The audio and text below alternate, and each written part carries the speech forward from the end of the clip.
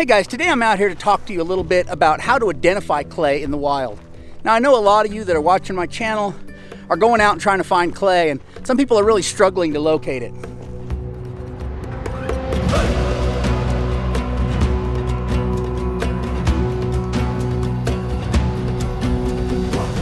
You'll find that clay exists almost every place in the world, but it really helps to know what you're looking for. And if you're expecting it to look like what it does in art class, you're going to be disappointed.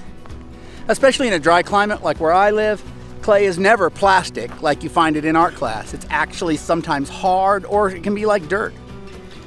So one of the first things I like to look for to narrow down my search are these horizontal layers of strata, like you can see behind me here. Horizontal layers of strata indicate that that ground was laid down underneath maybe an ancient ocean or a lake bed or a river bed.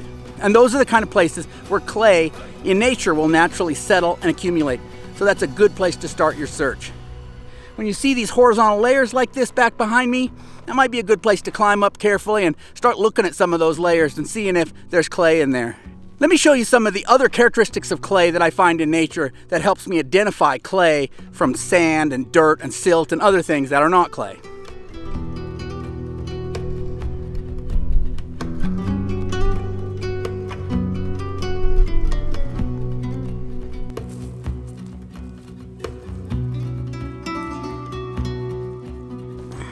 One of the best ways to recognize clay in nature is to look for that crackled texture like you can see on the ground here where I'm standing. This is the bottom of a dried up pond. And so it gets that crackled texture like you might see in the bottom of a dried up mud puddle. And that is an indication that the material here is what they call expansive. That is, when it gets wet, it expands, it gets bigger. When it dries, it contracts, it shrinks up, and that's what causes that crackled texture. And clay is by nature expansive. So it's a great indicator when you see that texture that there's clay there.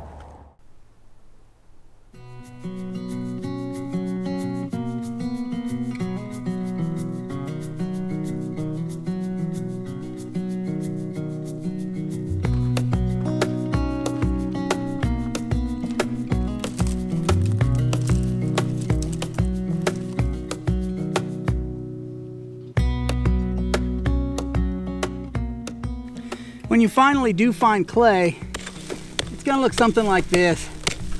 It has that crackled texture like we talked about in the bottom of the pond or the mud puddle. When it's dry, it tends to be rather hard, like you would expect clay to be. It's not as soft as, say, dirt. If it has a lot of sand in it, it's going to be looser. You don't want it to have a lot of sand in it.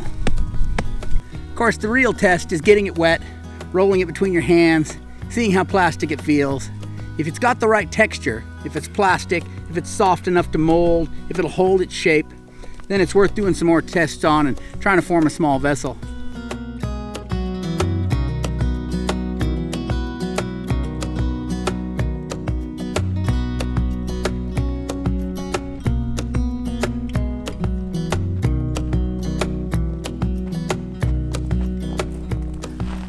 Here's another great way to recognize clay in nature, and that is road tracks. Places where cars have driven through and it made this really hard mud. Now, if you live in a wet climate, it's not going to be dried out and hard like this, but still, good clay is going to hold its shape. Just like if you form a jar or a sculpture out of clay, a clay is going to hold its shape. If it's too much sand or silt in it, it's just going to crumble or fall apart over the course of a few days. But good clay, when you drive through it, when you walk through it, it can be cow tracks, horse tracks, it doesn't matter. It's going to leave a semi-permanent track in the mud. And just driving down dirt roads and looking for these tracks is a good way to find where there's clay. Now you can see that same crackled texture we already talked about, but in this case the track is another clue itself. You can see there where a cow stepped in the mud, left really deep tracks. That's been some time back, and yet there they are. That's because this soil is high clay content. You also have that crackled texture along there. Wouldn't want to drive up this road in the rain.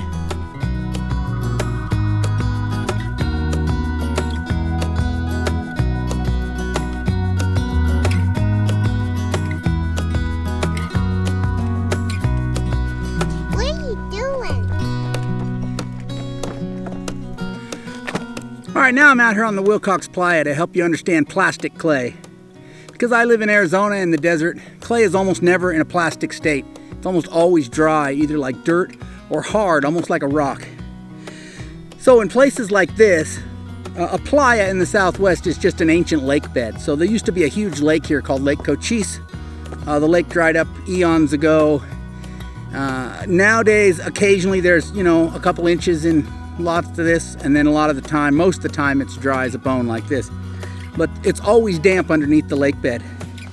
And there is clay here, as you can see from the crackled texture of the surface. But it's down about a foot. And I didn't bring a shovel with me today either, so I'm doing it with my rock hammer.